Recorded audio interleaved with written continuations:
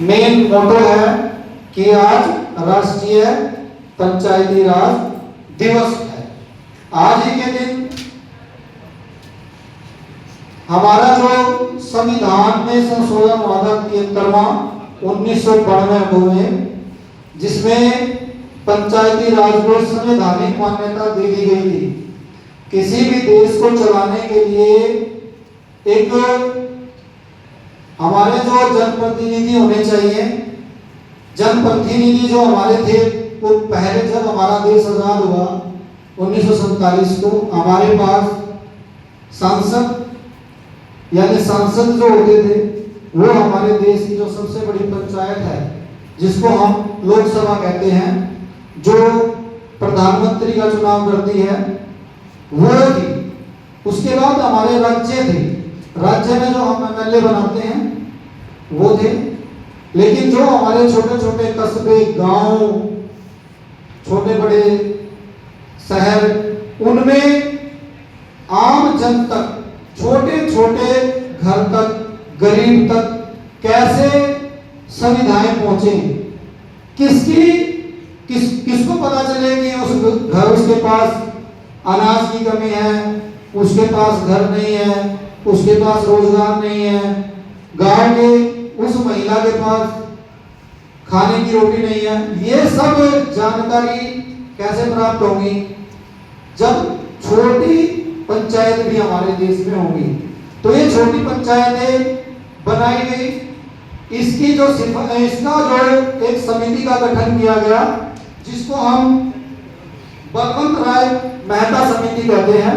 इसका गठन 1957 में तत्कालीन प्रधानमंत्री हमारे जो जवाहरलाल नेहरू जी थे, उन्होंने किया।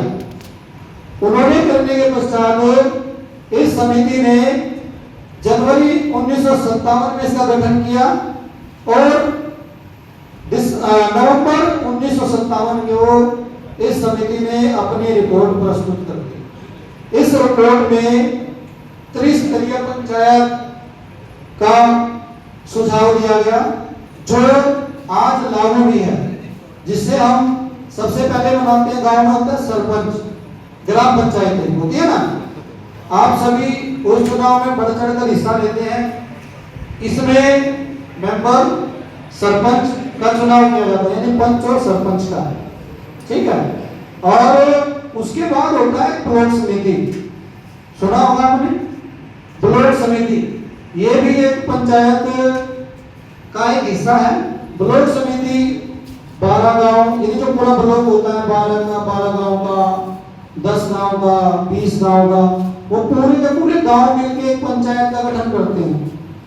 उसमें मेंबर बनते हैं और फिर उसका चेयरपर्सन बनता है।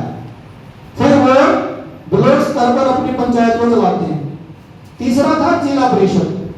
जिला परिषद में भी मेंबर बनते हैं। अब जिला परिषद में जिले में कितने वार्ड बनाए जाते हैं, अलग अलग 10 गांव का एक वार्ड, अलग इस तरह से एक जिले में 27, 28, 30 जितना भी जिला बड़ा है उस हिसाब से उसकी जो वार्ड है उसकी क्वांटिटी कम या ज्यादा हो सकती है। तो वो वार्ड के जितने भी मेंबर होंगे वो एक चेयरमैन का चुनाव करेंगे, ठीक है। यानी वो अप्रत्यक्ष चुनाव होगा, प्रत्यक्ष और अप्रत्यक्ष। अच्छा, जो चुनाव जो हमारी ये बलवंत राय समिति थी, इन्होंने सिफारिश की कि जो वही पंचायत 18 साल की आयु का व्यक्ति, लड़का या लड़की, वो वोट डाले और वोट डालने से जो जीतता है वो उस गांव में, उस शहर में राज करता है। चाहे वो एमएलए हो, मेंबर हो, हमारा सरपंच हो। जो हार जाता है वो उस पंचायत से बाहर चला जाता है। तो ये है प्रत्यक्ष चुनाव। एक होता है अप्रत्यक्ष चुनाव। जैसे हमारे देश में ये हमारे क्या बोलते हैं, एमपी होते हैं, राज्यसभा के और लोकसभा के, सभी की सभी वोट डालते हैं और इनमें जिसकी वोट ज्यादा हो जाती है वो हमारे देश का राष्ट्रपति हो जाता है। तो वो होता है अप्रत्यक्ष चुनाव। तो प्रत्यक्ष और अप्रत्यक्ष चुनाव में आपको पता चल गया।